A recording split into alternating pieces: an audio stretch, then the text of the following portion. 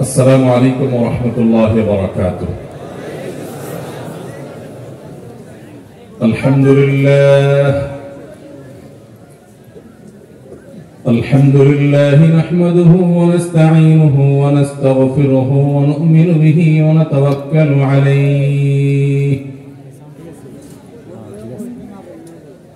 ونعوذ بالله من شرور أنفسنا ومن سيئات أعمالنا من يهده الله فلا مضل له ومن يضلله فلا هادي له وأشهد أن لا إله إلا الله وحده لا شريك له وأشهد أن محمدا عبده ورسوله أرسله بالحق بشيرا ونذيرا وداعيا إلى الله بإذنه وسراجا منيرا. أما بعد فقد قال الله تبارك وتعالى في كلامه المجيد وفرقانه الحميد: أعوذ بالله من الشيطان الرجيم. إن عدة الشهور عند الله 12 شهرا في كتاب الله يوم خلق السماوات والأرض منها 4 حرم ذلك الدين القيم فلا تظلموا فيهن أنفسكم.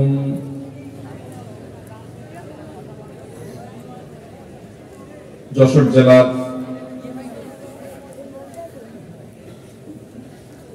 উপশহরের এ block মসজিদ ও মাদ্রাসা পরিচালনা committee এবং এলাকাবাসীর উদ্যোগে আয়োজিত আজকের এই ৪৭তম ওয়াজ মাহফিলের সম্মানিত সভাপতি, উপস্থিত ওয়াজিবুল ইহতিরাম সম্মানিত উলামায়ে কেরাম, অত্র এলাকার মান্যগণ্য ব্যক্তিবর্গ এবং আমার প্রাণপ্রিয় দিনদরদী ভাইরা এবং পর্দার আড়ালে থাকা মা ও বোনেরা,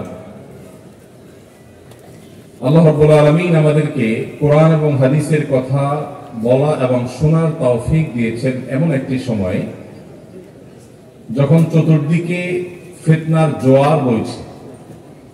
এরকম একটা সময় আল্লাহ তাআলা আমাদেরকে কোরআন এবং হাদিসের কথা শোনার জন্য মাহফিলের শামিয়ানার নিচে একত্র হওয়ার বসার তৌফিক দিয়েছেন। এই জন্য রব্বে কারীমের কাছে আমরা শুকরিয়া জানাই, আলহামদুলিল্লাহ।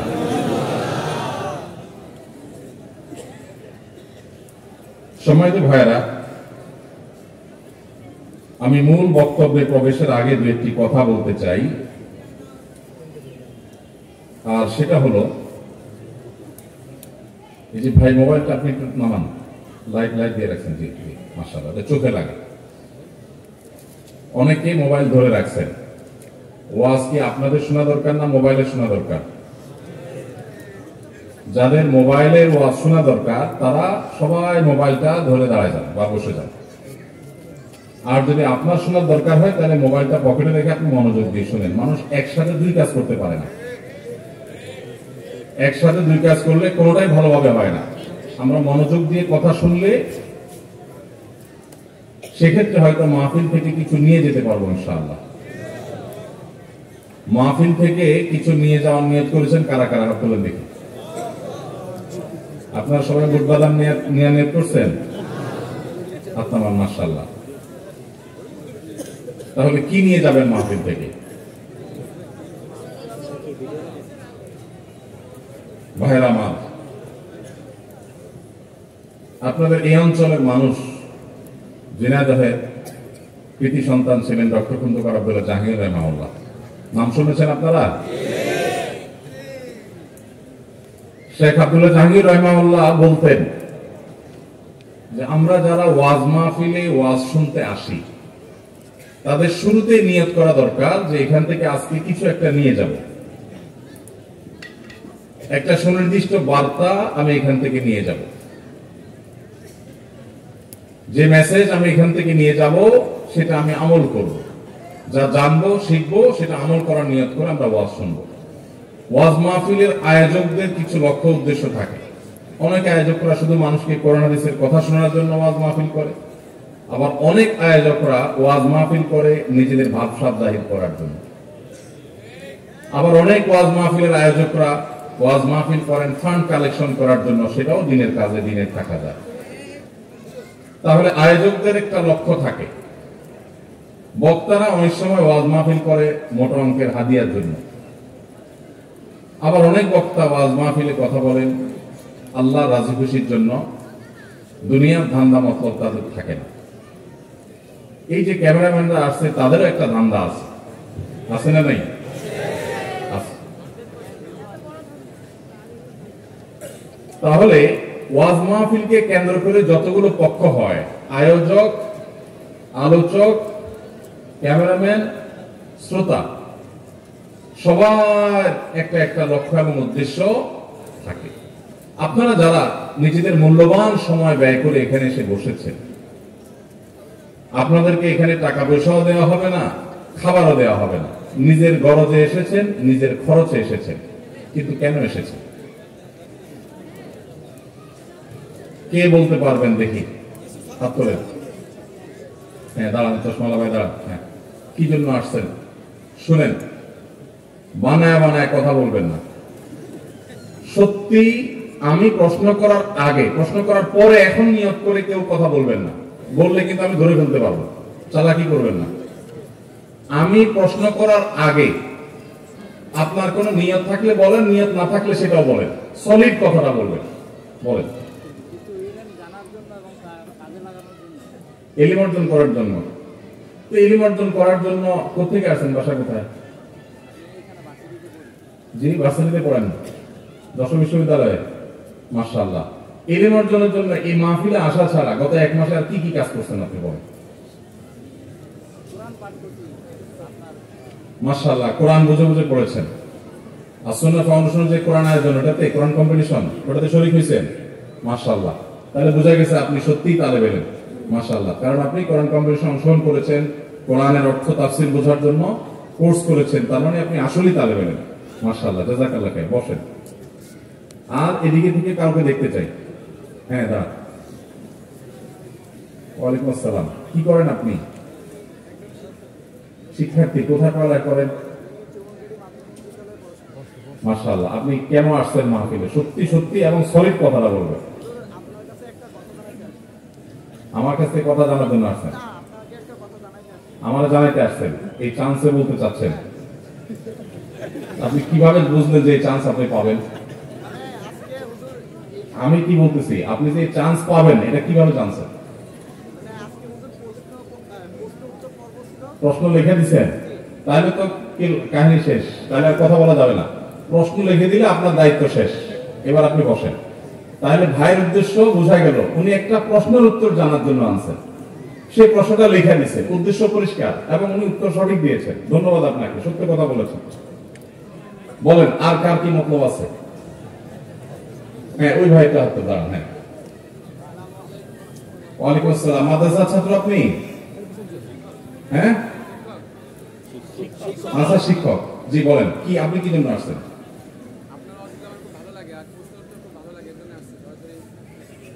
ভালো লাগে তো বলতাম। ভালো লাগলে এখানে এই সময় ব্যয় করে আসা কোনো যুক্তি আছে? ভালো লাগে সেজন্য আসছেন, বুঝলাম না। এখন আপনি যে 1 ঘন্টা ধরে বসে থাকবেন, কেন বসে থাকবেন? ওয়াজ শোনার জন্য। কেন ওয়াজ শোনার কি এমন দরকার? সেটা তো ইউটিউবে শোনা যায়। জি, আচ্ছা, বসেন। আর এদিকে এদিকে 1-2 জন বাস। হ্যাঁ, ওই যে কান্টবিয়ালা ভাই, যান। কথা বলতে পারে না অনেক। ও কথা বলতে না পারলে লাভ হবে কি? তাহলে বসেন, বসেন, আপনি বসেন। উনি আন্দাজে হাত তুলছে। হ্যাঁ, ও হুজুর। হ্যাঁ, আপনি বলেন, আপনি বলেন।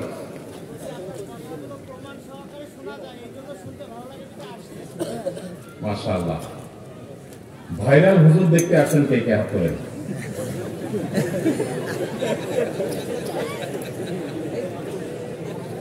ব্যাপার কি এত কম হাত? ভাই আপনারা আবার এখানে জমা হয়ে গেছেন, বললাম প্যান্ডেলে যাইতে, কিন্তু প্যান্ডেলে যাওয়া যায় না ভাই কষ্ট করে। ওয়াজ মাহফিলে যদি আমরা নসিহত শুনতে আসি, নসিহতের মতো আমল করতে হবে ভাই, বিনয়ের সাথে ভলান্টিয়ার ভাইরা কারোর সাথে জোরাজুরি করেন না, মহব্বতের সাথে, মহব্বতের সাথে। জি আচ্ছা ভাই, আলহামদুলিল্লাহ উদ্দেশ্য কিছুটা বোঝা গেছে। আচ্ছা ওয়াজ মাহফিলে আপনি বলবেন, বলেন।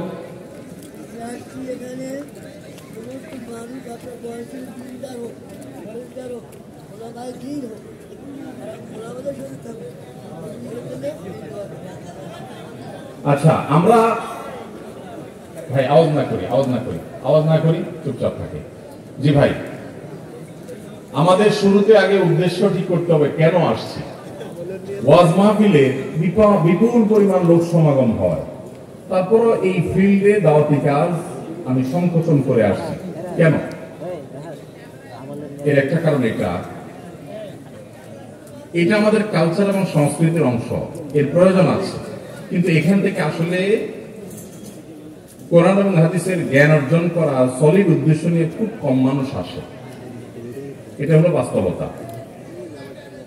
এই যে আমার আগে হযরত মাওলানা হাফেজ জাহিদুল ইসলাম সাহেব আলাপ করছিলেন, আপনারা সবাই তখন বিশৃঙ্খলা করছিলেন, এটা আপনাদের আবেগের কারণে।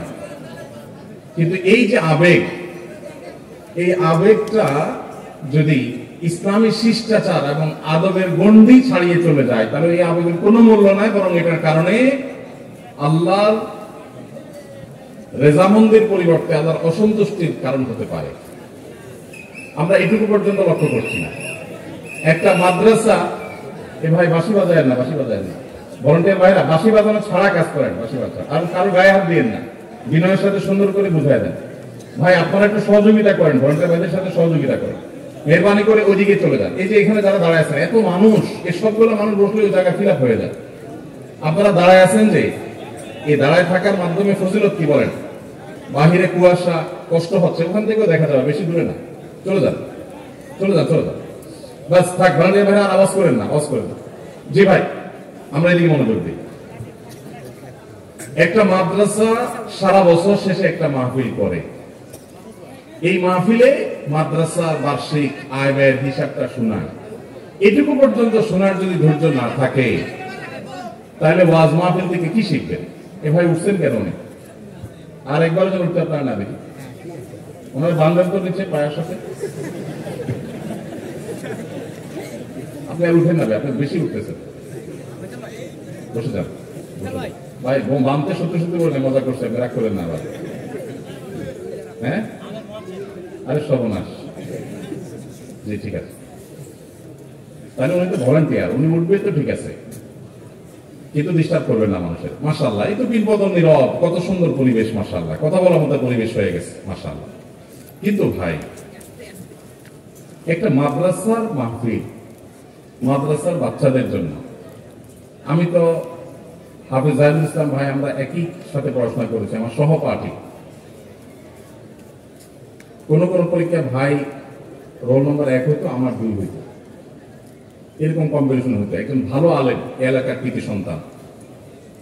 তো ভাইয়ের সাথে করা ওয়াদা ছিল, হজের সফরে বা আগে কখনো ওয়াদা করেছি, কত আগে ওয়াদা করেছি আমার মনেও নেই, ওই ওয়াদা রক্ষা করার জন্য আমি আসছি।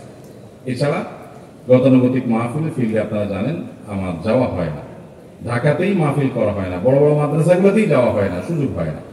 যেহেতু ভাইয়ের সাথে জোবান দিয়ে ফেলছি, এই ওয়াদা রক্ষার মাহফিল আরো আছে কয়েকটা, 2-3টা মাহফিল আছে সারা বছর, বাস এই 2-4টা মাহফিল সব কখনো কারোর সাথে ওয়াদা করে ফেলছি, সেটা পুরো করতেছি। এর বাইরে কোনো নতুন মাহফিল আমরা একান্ত নিরুপায় না হলে নিচ্ছি না, নেই না।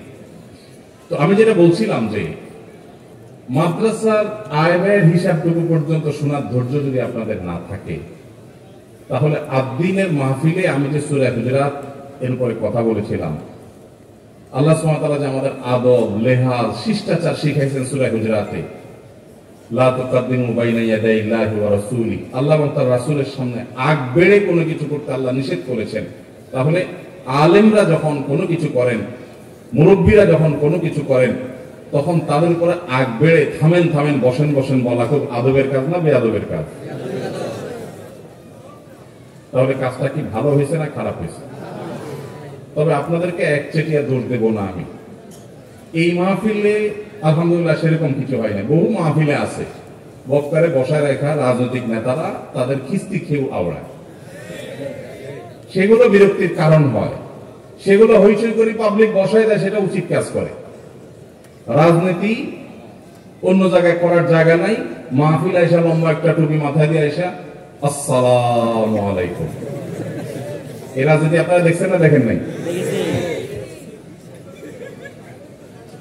এই রাজনীতির নামে, ধর্মের নামে লেবাস লাগায় আইসা রাজনীতির নাটক করা, এগুলো ওয়াজ মাহফিলে অনেক সময় বিরক্তির কারণ হয় মানুষের।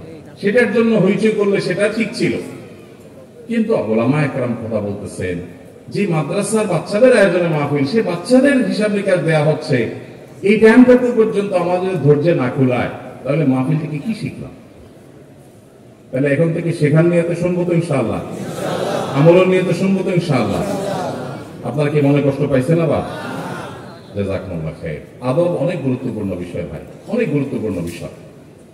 ইমানদারের জন্য আদব জরুরি, কিন্তু আজকাল আমাদের আদব নাই। অনেকের আমল আছে কিন্তু আদব নাই। আল্লাহ আমাদেরকে আদব লেহাজ এগুলো মেনে মেনটেন করে চলার তৌফিক দান করুন। ভাইরা আমার, আমি একটা প্রশ্ন দিয়ে আলোচনা শুরু করব। আলোচনা প্রবেশ করতেছি আমি প্রশ্ন দিয়ে। যে মাসটিতে আমরা আছি এটা হলো রজব মাস, এবং রজব মাসের প্রায় অর্ধেক অতিবাহিত হতে চলেছে। রজব মাসের আর বাকি অর্ধেক বাকি আছে। রজব মাসের পরে আর একটা মাস শাবান, তারপরে হলো রমজান। আমার জানতে চাওয়া হলো রজব মাস কেন বেশি গুরুত্বপূর্ণ? এটা একটা গুরুত্বপূর্ণ মাস। এই রজব মাসটা কেন গুরুত্বপূর্ণ, তার গুরুত্বের কারণ কি? কারা কারা বলতে পারবে? একটু হাত তোলেন। 2, 3, 4, 5, অল্প 5-6টা হাত মাত্র উঠলো। মাশাআল্লাহ। হ্যাঁ, আপনি একটু দাঁড়ান ভাই। রজব মাস কেন গুরুত্বপূর্ণ বলেন? শবে মেরাজের জন্য গুরুত্বপূর্ণ। আপনি? একই প্রশ্ন, একই মত। এটা শবে মেরাজের মাস, সেজন্য গুরুত্বপূর্ণ। আচ্ছা বসেন। আর শবে মেরাজের জন্য রজব মাস গুরুত্বপূর্ণ, মেরাজের মাস সেজন্য 27 তারিখ, 27 রজব মেরাজ এর রাত বলা হয়, সেই কারণে এই মাসটা গুরুত্বপূর্ণ। এই মতের পক্ষে যারা আছেন তারা একটু হাত তোলেন। মানে রজব মাস মেরাজের মাস, শবে মেরাজের মাস, এই জন্য এটা গুরুত্বপূর্ণ, এই মতের পক্ষে যারা, তারা হাত তোলেন। ব্যাপার কি? আর বাকিদের মধ্যে কি এটার কোনো গুরুত্ব নাই? হ্যাঁ, রমজান মাসের প্রস্তুতি, রজব মাস, এই মেরাজের মাস, মেরাজের মাসের কারণে এই মাস গুরুত্বপূর্ণ, এই মতের পক্ষে যারা, তারা হাত তোলেন। চিন্তা করছে কোথায় হাত তুলে আবার কোন বিপদে দেবে। না কোনো বিপদ আপদ না, আমি একটা জিনিস জানার চেষ্টা করছি, বোঝার চেষ্টা করছি। রজব মাসটা যে হিজরি বর্ষের 12 মাসের মধ্যে বিশেষ গুরুত্বপূর্ণ, কোরআন হাদিসের আলোকে তাৎপর্যপূর্ণ, এই কথা যারা জানেন তারা হাত তোলেন। তার মানে আসলে আমাদের জানাশোনাই নেই। বাস আলহামদুলিল্লাহ, আমি যে উদ্দেশ্যে এই প্রশ্নটা পেয়েছিলাম সেই উদ্দেশ্য হাসিল হয়ে গেছে, আমার বোঝা হয়ে গেছে। তাহলে বোঝা গেল এই বিশাল মাহফিলের এতগুলো মানুষের প্রায় বেশিরভাগ মানুষ, বলতে গেলে প্রায় সকলে, হাতে গোনা কয়েকজন বাদে, আমরা জানি না এই মাসটা কেন গুরুত্বপূর্ণ। অথচ এটা ইসলামের এমন একটা বিষয় যে বিষয়টি জানা আমাদের সবার উচিত ছিল। আমি কি সে তাৎপর্য নিয়ে কথা বলবো একটু? ভাইরা আমার, আমি আমার আলোচনার শুরুতে যে আয়াতে কারিমা তেলাওয়াত করেছি, এই আয়াতটা সূরা তওবার আয়াত। আল্লাহ রাব্বুল আলামিন এই আয়াতে ইঙ্গিত করেছেন এই মাসের তাৎপর্য বিষয়। আল্লাহ সুবহানাহু ওয়া তাআলা বলেছেন, ইন্না ইদ্দাতাশ শুহুরি ইনদাল্লাহি 12 শাহরান ফি কিতাবিল্লাহি ইয়াওমা খালাকাস সামাওয়াতি ওয়াল আরদ মিনহা আরবাআতুন হুরুম। নবমণ্ডল এবং ভূমণ্ডল সৃষ্টি থেকেই বছরকে আল্লাহ তাআলা 12 মাসে বিভক্ত করেছেন। 12 মাসে বছর বিভক্ত হওয়ার এই ইতিহাস নবমণ্ডল এবং ভূমণ্ডল সৃষ্টির দিন থেকেই এটা স্বয়ং আল্লাহ শুরু করেছেন। এটা কারোর সৃষ্টি, কারোর আবিষ্কার নয়। মিনহা আরবাআতুন হুরুম, আল্লাহর দেওয়া সেই 12 মাসের যে সংস্কৃতি বা ধারণা গোটা পৃথিবীতে নানাভাবে সেটা মানুষ পালন করে। কোথাও ঈসাই বর্ষ পালন হয়, কোথাও বাংলা বর্ষ পালন হয়, কোথাও অন্য কোনো বর্ষ পালন হয়। বহু বর্ষ পৃথিবীতে প্রচলিত আছে। এর মধ্যে হিজরি বর্ষের 12 মাসের মধ্যে আল্লাহ তাআলা বলছেন মিনহা আরবাআতুন হুরুম, 4টি মাস আছে যে মাসগুলো মর্যাদাপূর্ণ মাস, সম্মানিত মাস। আল্লাহ তাআলা এই মাসগুলোকে মর্যাদা দিয়েছেন, সম্মান দিয়েছেন। সেই সম্মানিত যে 4 মাস, এই 4 মাস সম্পর্কে সহিহ বুখারীর হাদিসে নবী করিম সাল্লাল্লাহু আলাইহি ওয়াসাল্লাম বলেছেন সালাতুন মুতাওয়ালিয়াত, সেই সম্মানিত 4 মাসের 3টা হলো বাই সিরিয়াল, ধারাবাহিক। সে ধারাবাহিক 3 মাস হলো জিলকদ, জিলহজ, মুহররম। বলতে হবে সাথে, জিলকদ, জিলহজ, মুহররম। সিরিয়ালে মাসের কততম মাস? হিজরি বর্ষের কততম? 11, 12, 1। এই 3টা হলো ধারাবাহিক সম্মানিত 3 মাসের 3টা। অর্থাৎ আমরা যে রমজানের রোজা পালন করার পরে শাওয়াল আসে, এই শাওয়াল চলে গেলেই টানা ধারাবাহিকভাবে 3 মাস, এগুলো হলো সম্মানিত মাস। ওয়ারাজাব ওয়া মুদর আল্লাযী বাইনা জুমাদা ওয়া শাবান, 4র্থ মাসটা হলো রজব মাস, যেটা জুমাদা সানি আর রজবের মধ্যবর্তী, শাবানের মধ্যবর্তী। অর্থাৎ এই যে মাসটাতে আমরা আছি এটা, তাহলে এটা হলো সম্মানিত 4 মাসের একটা। ভাইরা মা, এই কথাটা এর আগেও যারা জানতেন, আগে থেকেই জানতেন যে রজব মাসটা সম্মানিত 4 মাসের একটা, এটা যারা আগে থেকে জানতেন তারা একটু হাত তোলেন। খুবই অল্প সংখ্যক মানুষ। তাহলে আজকের মাহফিল থেকে নেওয়ার মতো একটা জিনিস ইতিমধ্যে আমরা পেয়ে গেছি, সেটা হলো সম্মানিত 4 মাস বছরের রমাদানটা সবচেয়ে সেরা, সেটার কোনো আলোচনা নাই, সবকিছুর ঊর্ধ্বে। রমজান মাসের পরে হিজরি বর্ষের 4টি সম্মানিত মাস আছে। এই 4টি সম্মানিত মাসের মধ্যে 3টা ধারাবাহিক, জিলকদ, জিলহজ, মুহররম, আর 4র্থ মাসটা হলো রমজান মাসের আগের মাস, অর্থাৎ যে মাসটাতে আমরা এখন আছি রজব মাস, এই মাসটা। তাহলে এই ইলমটা, এই কোরআনের ধারণাটা, এটা আজকে থেকে নিয়ে যাব ইনশাআল্লাহ। এই ইলমটা নিলে লাভ হবে কি? লাভ হবে এই, স্বয়ং আল্লাহ রাব্বুল আলামিন যে মাসকে মর্যাদাবান ঘোষণা করেছেন, সেই মাসটা আমাদের কাছে মর্যাদা পাওয়ার উপযুক্ত না উপযুক্ত না? কোন সন্দেহ আছে? আল্লাহ কোরআনে যে মাসকে মর্যাদাবান বলেছেন, সে মাসের প্রতি মর্যাদা প্রকাশ করা আমাদের কর্তব্য না কর্তব্য না? এখন আমরা যদি কাউকে না চিনি, তাকে কি মর্যাদা দেওয়া যাবে? আপনি ডিসি অফিসে চাকরি করেন, নতুন বাংলাদেশে পুরাতন ডিসি পরিবর্তন হয়ে নতুন ডিসি সাহেবের এখানে পোস্টিং হয়েছে। আপনি বিমানে করে ঢাকায় আসছেন, আপনার পাশের সিটেই ডিসি সাহেব বসে আসছেন, উনি যোগদান করার জন্য আসছেন। আপনি ডিসি অফিসের একজন সাধারণ কর্মচারী, পাশের সিটে যে বেচারা আসছে, যে লোকটা আসছেন তিনি ডিসি হিসাবে এখানে জয়েন করবেন। আপনি জানেন না যে তার অধীনেই আপনার কাজ করতে হবে সামনে, তাহলে সেক্ষেত্রে আপনি পাশের সিটের লোক হিসেবে তাকে বিশেষ কোনো কেয়ার কি করার কথা?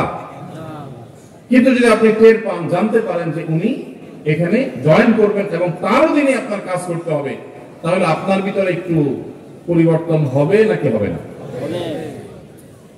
কথাটা পরিষ্কার না? পরিবর্তন হবে না? আপনি নড়ে চড়ে বসবেন, সারসার বলতে বলতে মুখ ফেনা তুলে ফেলবেন, ঠিক না বেঠিক? পরিচয় না জানলে তো আপনি সম্মানও দিতে পারবেন না, উল্টা পাল্টা আচরণ করে বরং অফিসে আইসা বিপাকেও করতে পারেন, ঠিক না বেঠিক? ঠিক একই ভাবে এই যে একটা মাস চলে যাচ্ছে, মাসের অর্ধেক প্রায় চলে গেল, এই মাসটা যে সম্মানিত মাস, এই সম্পর্কিত ধারণা এদেশের প্র্যাকটিসিং মুসলমান, নামাজি মুসলমান, মসজিদে আসা মুসল্লি, ওয়াজ মাহফিলে আসা মুসল্লিদের 80 থেকে 90% মানুষ এখনো জানে না। একটা হারিয়ে যাওয়া ধারণা, সাধারণ বিষয় নয়, খুচরা বিষয় নয়, কোরআনের বিষয়, এক নয় একাধিক আয়াতে যে বিষয় আল্লাহ আলোকপাত করেছেন, এটা কোনো খুচরা বা সাধারণ বিষয় হতে পারে না, এটা অনেক গুরুত্বপূর্ণ বিষয়। কোরআনে আল্লাহ তাআলা এই সম্পর্কে আলোচনা করেছেন যে বছরে 12টি মাসের মধ্যে 4টি মাসকে আল্লাহ মর্যাদা দিয়েছেন। এই মর্যাদার মাসটা অর্ধেক চলে গেছে, একবারের জন্য আপনার এই চিন্তাও মাথায় আসে নাই যে একটি সম্মানিত মাস আমি অতিবাহিত করছি, অতিক্রম করছি, একটি সম্মানিত মাস পার হচ্ছে, আপনি তো নড়ে চড়েও বসেন নাই, তাহলে বোঝা গেল আপনি ওই মাসের সম্মান দেওয়া তো দূরের কথা, সেই সম্মানিত মাসের ধারণাটুকুই আপনার মধ্যে না থাকার কারণে আপনি বরং আল্লাহর দেওয়ার সম্মানকে অবমাননা করা, অবজ্ঞা করা, অবহেলা করার দায় আপনি দায়ী হওয়ার সম্ভাবনা আছে। তাহলে আজকে যে আমরা জানলাম, এখন থেকে জীবনের তরে এটা মুখস্থ করে নিব যে জিলকদ, জিলহজ, মুহররম 11, 12, 1 আর রজব মাস, রমাদানের আগের মাসটি যখন শুরু হবে, আর কিছু করতে পারেন না পারেন, অন্তত একটা সম্মানিত মাস যাচ্ছে এই কথা মনে করে একটু নড়ে চড়ে বসবেন। নড়ে চড়ে বসা বলতে রুটিন যে আমলগুলো আছে একটু বিশেষ গুরুত্ব দিয়ে করলেন। কেন? কারণ সম্মানিত মাস যাচ্ছে, আল্লাহ সম্মান তো এমনি এমনি দেয় নেই, নিশ্চয়ই এই মাসে ইবাদতের আলাদা গুরুত্ব আছে, সেই জায়গা থেকে আপনি সম্মান দিলেন। আরেকটা এক্সাম্পল দিই, ধরেন আপনার শ্বশুর মশাই, হবু শ্বশুর, এখনো বিয়ে হয় নাই, সব কথাবার্তা চূড়ান্ত হয়েছে, আগ্রহ হবে, বিয়ে শাদী হবে, শ্বশুর মশাই তিনি আসছেন, আপনি বসে আছেন সোফা, সাধারণ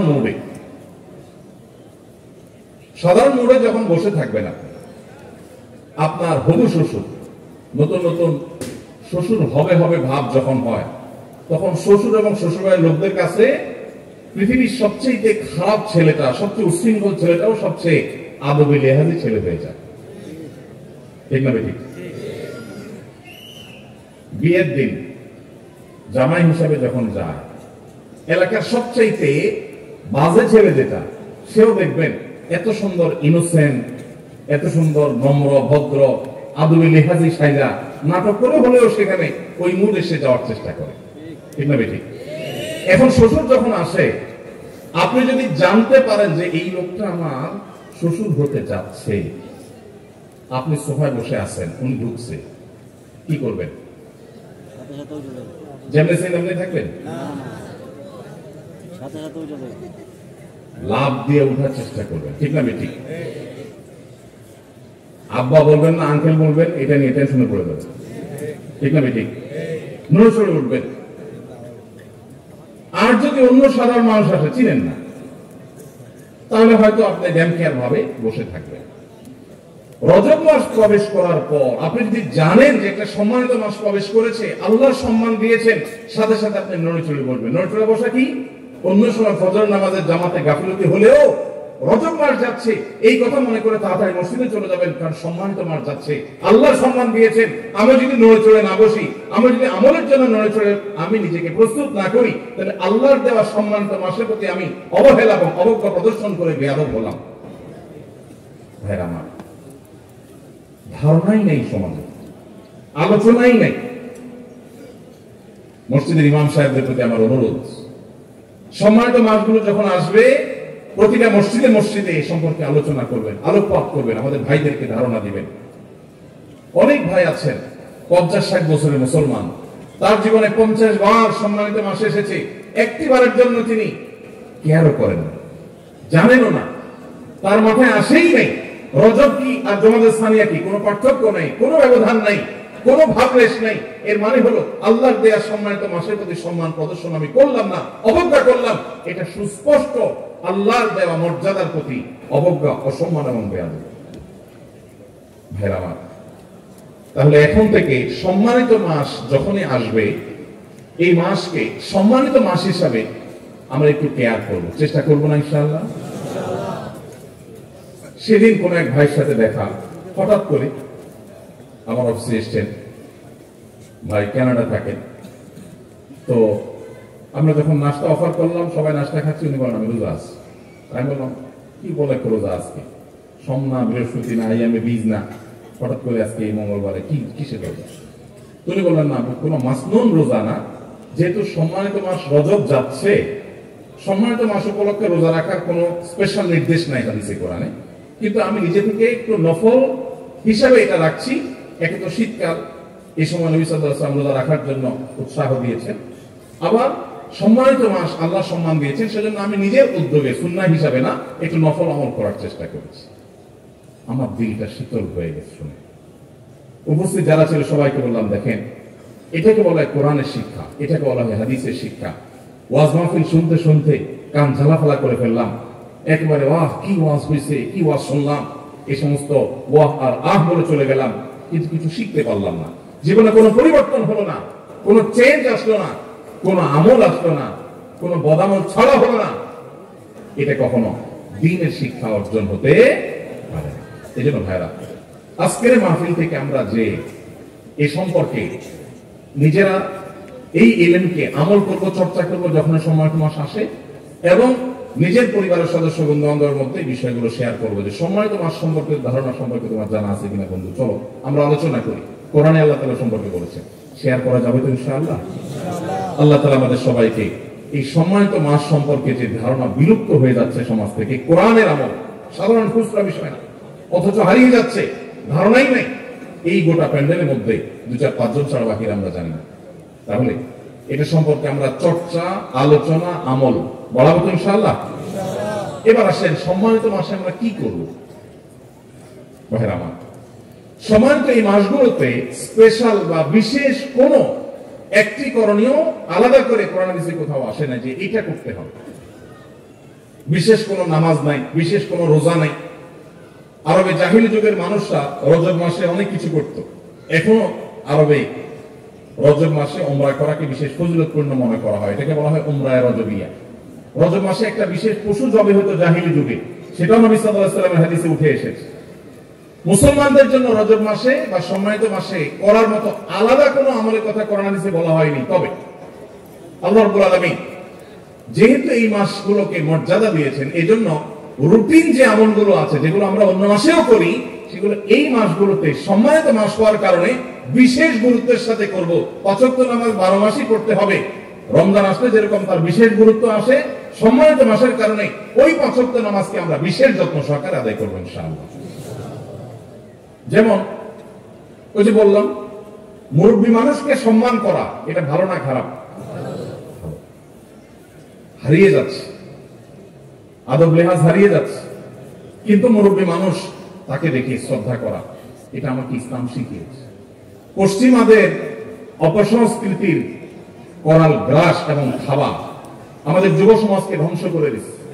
আমরা আমাদের শৈশবে দেখেছি, কোন মুরব্বী যদি রাস্তার এক পাশ দিয়ে আসতেন, অপর পাশ দিয়ে স্কুল কলেজে পড়ুয়া তরুণরা, মাদ্রাসা তো বটেই, স্কুল কলেজের ছেলেমেয়েরা পর্যন্ত রাস্তার এক পাশে কাঁচুমুচু হয়ে দাঁড়িয়ে শ্রদ্ধা করে সালাম নিবেদন করতেন, আসসালামু আলাইকুম বলে। আর এখন পারলে গায়ের উপরে, ঠিক না ঠিক?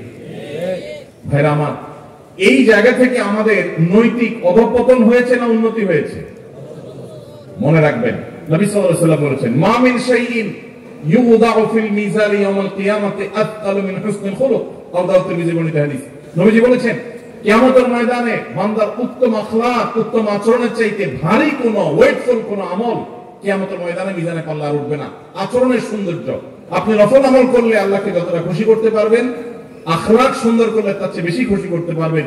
উত্তম আখলাকের পাঠ এবং অংশ হলো মুরব্বীদেরকে সম্মান করবেন, আলেমদেরকে ইজ্জত করবেন, তাদের প্রতি বিশেষ কেয়ার করবেন। কিন্তু এটা হারিয়ে গেছে। তো আমি যে কথাটা বলছিলাম, ধরুন যে কোনো মুরব্বীকেই সম্মান করা, ইজ্জত করা, এটা ইসলামের নির্দেশ। নবী সাল্লাল্লাহু আলাইহি ওয়াসাল্লাম বলেছেন, মাল্লাম ইউআখির কাবীরানা, যে ব্যক্তি আমার উম্মতের বড়দেরকে, সিনিয়রদেরকে, বাপের বয়সী মানুষদেরকে শ্রদ্ধা করে না, ফালাইসা মিন্না, সে আমার উম্মত হতে পারে না। এই যে সতর্ক নবী সাল্লাল্লাহু আলাইহি ওয়াসাল্লাম করেছেন, এই জন্য যে কোনো মুরব্বী, বাপের বয়সী বা বয়সে বড়, তাদেরকে শ্রদ্ধা করতে হয়। এটা ইসলামের শিক্ষা। এটা করলে একটা ইবাদত হবে, সওয়াব হবে, এবং সেই সওয়াবটা নফল সাধারণ আমল করলে, তাসবিহ করলে যে পরিমাণ সওয়াব হবে, এই সওয়াবটা ওর চাইতে ওয়েটফুল হবে কিয়ামতের ময়দানে। কিয়ামতের দিন আমল কি গণা হবে না মাপা হবে? কি ভাই, আমল কি গণবে ফেরেশতারা না মাপবে? তাহলে আমাদের আমলের সংখ্যা বাড়ানো দরকার না ওয়েট বাড়ানো দরকার? ওয়েট যদি বাড়াইতে হয় আচরণ সুন্দর করতে হবে। এখান থেকে একজন বক্তব্য দিচ্ছে, আপনি বলছেন বসেন বসেন, আচরণটা কি সুন্দর হলো না অসুন্দর হলো? রাগ করছেন? ওয়াজ মাহফিলে এসে যদি নিজেদের সংশোধন না হয় তাহলে লাভ কি? একটা ভুল দেখার পর যে ভুলটা যদি ভাই হিসাবে ধরায় না দেই, তাহলে শুধু আপনাদেরকে পাম্পটি দিয়ে আমি ওয়াজ দিয়ে চলে গেলাম। এই ওয়াজের কোন লাভ আছে? ভাইরা আমার, তো যেটা বলছিলাম, একজন সাধারণ মুরব্বীকে আপনি রেখে শ্রদ্ধা করলেন, এটার একটা গুরুত্ব আছে। কিন্তু ওই একই মুরব্বী যদি মুরব্বী প্লাস হবু শ্বশুর হয়, গুরুত্বটা কি বাড়বে না কমবে? বাড়বে। তাহলে আপনি সাধারণ মুরব্বীকে দেখে রেসপেক্ট করবেন, আর মুরব্বী প্লাস হবু শ্বশুর যদি হয় তাহলে রেসপেক্টের পরিমাণটা আরো। ঠিক একই ভাবে অন্য যে কোনো মাসে 5 ওয়াক্ত নামাজ আপনি পড়বেন, রজব মাস সম্মানিত মাস আসছে, সেজন্য আপনি ওই 5 ওয়াক্ত নামাজের গুরুত্ব আরো বাড়িয়ে দিবেন। আমি কি বোঝাতে পেরেছি আপনাদেরকে? আপনাদের কাছে কি বিষয়টা পরিষ্কার হয়েছে যে রজব মাসে কি করতে হবে? রুটিন যে কাজগুলো আছে, ভালো কাজগুলো আছে, সেগুলো এই মাসে আরো যত্ন সহকারে করতে হবে। কেন? সম্মানিত মাস যাচ্ছে, আপনি কোরআন তেলাওয়াত প্রতিদিন করেন, মাশাআল্লাহ, আল্লাহ আপনাকে তৌফিক দিয়েছেন। রজব মাস এটা চিন্তা করে কোনোদিন একটু অলসতা লাগলে মনে মনে নিজেকে বলতে হবে যে না, সম্মানিত মাস যাচ্ছে, অতএব আমাকে বিশেষ গুরুত্বের সাথে কোরআন তেলাওয়াত করতে হবে। তাহলে রজব মাসে কি করবে এটা পরিষ্কার হয়েছে। আরেকটা করণীয় হলো, আল্লাহ রাব্বুল আলামিন কোরআনে কারীমে বলেছেন সূরা তাওবা, যে আয়াতটি আমি তেলাওয়াত করলাম এখানে, যালিকাদ দীনুল কাইয়্যিম ফালা তাজলিমু ফীহিন্না আনফুসাকুম। এই সম্মানিত মাসগুলোতে তোমরা নিজেদের প্রতি নিজেরা অবিচার করিও না, নিজেদের প্রতি নিজেরা জুলুম করিও না। তার মানে পাপাচার করে এই সম্মানিত মাসে, যে মাসকে আল্লাহ সম্মান দিয়েছেন, এই আল্লাহর দেওয়া সম্মানিত মাসে গুনাহের কাজ করে নিজের পা নিজে কুঠারাঘাত করো না। কুঠারাঘাত যে করেছো, এটা তো দুনিয়ার কুঠারাঘাত না, যে দেখা যাবে রক্ত বের হবে, বুঝবা কিয়ামতের দিন যে আল্লাহর দেওয়া সম্মানিত মাসে অপরাধ করে গুনাহে লিপ্ত হয়ে নিজের আমল বরবাদ করেছো, ঈমান বরবাদ করেছো। এজন্য খবরদার, সম্মানিত মাস আসলে নিজের প্রতি নিজে গুনাহের মাধ্যমে অবিচার করবা না। এই আয়াতের আলোকে ইমাম ইবনে কাসীর রাহিমাহুল্লাহ সহ অন্যান্য মুফাসসিরগণ বলেছেন যে মানে হলো সম্মানিত মাসগুলোতে গুনাহ থেকে বাঁচার ব্যাপারে, বিরত থাকার ব্যাপারে বিশেষ যত্ন নিতে হবে। ওই যে একটু আগে যেটা বললাম, সেটাকে আবারও আমরা অন্যভাবে বোঝার চেষ্টা করি। ধূমপান করা ভালো কাজ না খারাপ কাজ? খারাপ কাজ। আপনারা তো কেউ করেন না, খারাপ কাজ যেহেতু কেউ তো করেন না, মাশাআল্লাহ, সব ফেরেশতা, ওয়াজ করার দরকার নেই, এত নেককার মানুষ তারা, মাশাআল্লাহ। ধূমপান করা খারাপ কাজ, শ্বশুরের সামনে করা ডাবল খারাপ। একে তো খারাপ কাজ, আবার শ্বশুরের সামনে বিড়ি খেয়ে সিগারেট খেয়ে ধোঁয়া ছাড়া, এটা হলো একটা আস্ত বেয়াদবি। ঠিক না ঠিক? ঠিক একই ভাবে সারা বছর গুনাহের কাজ করা খারাপ কাজ, কিন্তু সম্মানিত মাস আসার পর যদি কেউ গুনাহের কাজ করে তাহলে সেটা ডবল খারাপ কাজ। আমি কি বোঝাতে পেরেছি ভাইরা আমার? তাহলে আসেন, রজব মাসের আজকে 14তম তারিখ গেল, আজকে সন্ধ্যা থেকে 15তম তারিখ শুরু হয়ে গেছে। এই মাসের বাকি যে 15 দিন আছে, আমরা যে যে গুনাহে লিপ্ত, কেউ ফেসবুকে হারাম জিনিস দেখি, কেউ বিড়ি সিগারেট খাওয়ার বদভ্যাস আছে, কেউ মুখ দিয়া গীবত শিকায়ত করা, গালিগালাজ করা, খারাপ কথা বলার বদভ্যাস আছে।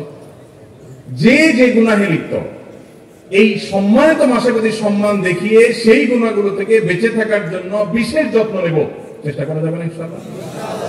আল্লাহ তাআলা আমাদের সবাইকে আমলের তৌফিক দান করুন। ভাইরা আমার, সাদা মাঠা কথা কিন্তু অত্যন্ত দরকারি। কোরআনের নির্দেশ হারায় গেছে, আলোচনা নাই, পর্যালোচনা নাই, সেটা আবার নতুন করে আমরা স্মরণ করালাম। আল্লাহ তাআলা আমাকে, আপনাকে, আমাদের সবাইকে আমলের তৌফিক দান করুন। সম্মানিত মাসে করণীয় হলো রুটিন কাজগুলো বিশেষ গুরুত্বের সাথে করা, পাপাচার থেকে বেঁচে থাকার জন্য বিশেষ যত্নশীল হওয়া। আর আল্লাহ রাব্বুল আলামিন এই মাসে যুদ্ধ বিগ্রহ সম্পর্কে বলেছেন, ইয়াসআলুনাকা আনিশ শাহরিল হারামি কিতালিন ফীহি। সম্মানিত মাসগুলোতে যুদ্ধ বিগ্রহ করা যাবে কিনা আপনাকে জিজ্ঞাসা করে হে রাসূল, তারা বলে দিন, কুল, হে রাসূল আপনি তাদেরকে বলে দিন যে এই মাসে যুদ্ধ বিগ্রহ করা কবিরা গুনাহ।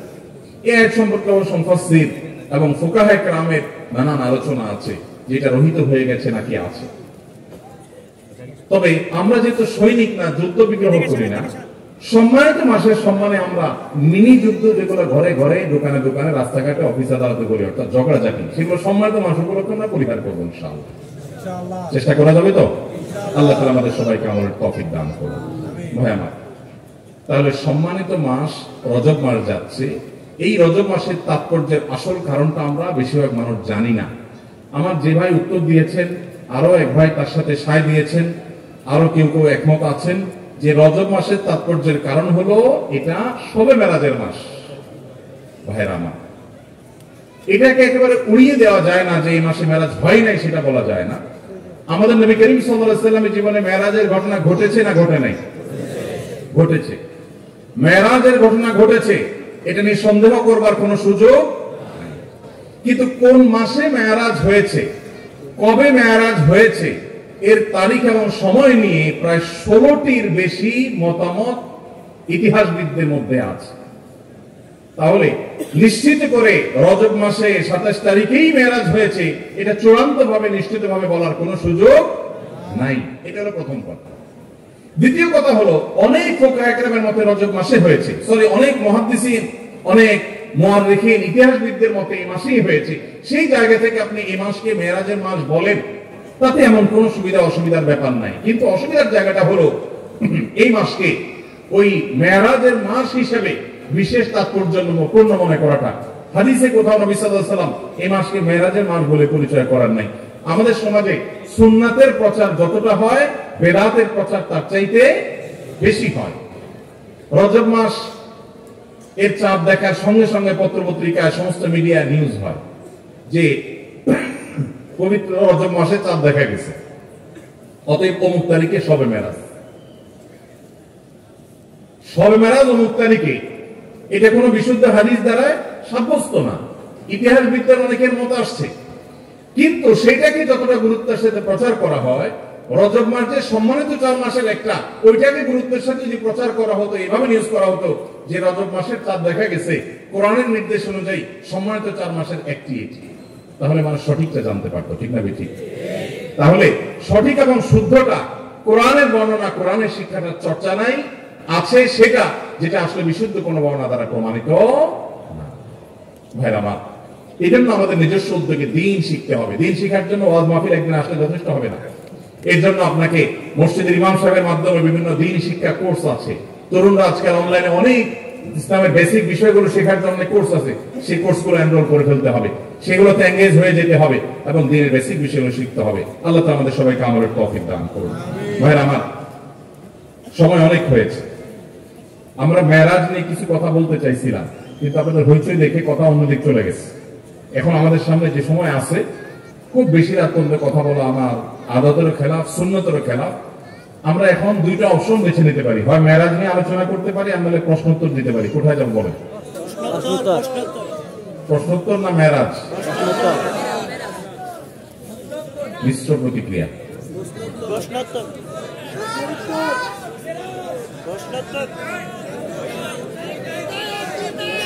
দুইটাই। তাহলে ফজর পর্যন্ত কারা কারা ওয়াজ শুনতে রাজি আছে? মনে আপনার ওয়াজ শোনার ব্যাপারে যদি পৃথিবীর কোন দেশের মানুষ বাঙালির সাথে কম্পিটিশন করে, আমি নির্দ্বিধায় বলতে পারি দেশের মানুষ চ্যাম্পিয়ন হবে। আমল করতে পারুক আর না পারুক, ওয়াজ শুনে একদম কাজ করে ফেলাবে। আল্লাহ তাআলা আমাদেরকে আমল করার তৌফিক দান করুন। সম্মানিত মাস সম্পর্কে যে কথাগুলো আমরা শুনলাম, এই কথাগুলো আমরা প্রচার করবো তো ইনশাআল্লাহ? আমল করবো তো ইনশাআল্লাহ? কোথাও প্রচার করতে পারার দরকার নাই। আপনি আপনার বাসায় আপনার স্ত্রীর সাথে, মায়ের সাথে, বোনের সাথে, ছোট ভাই ব্রাদারের সাথে, বন্ধু বান্ধবের সাথে শেয়ার করবেন যে নতুন একটা জিনিস শিখলাম। এই জিনিসটা শেয়ার করা যাবে তো ইনশাআল্লাহ? জি ভাই। আলহামদুলিল্লাহ,